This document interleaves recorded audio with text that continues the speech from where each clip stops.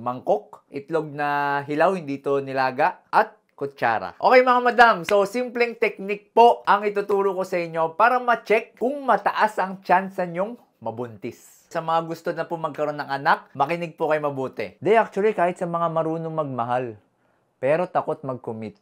Yan, kayo dapat makinig dito.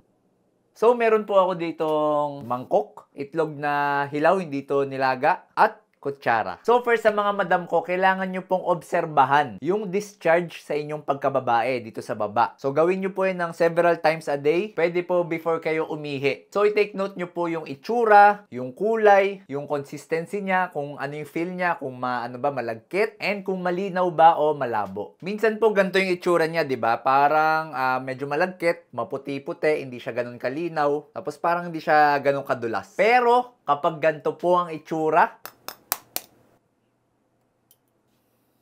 ayaw ah.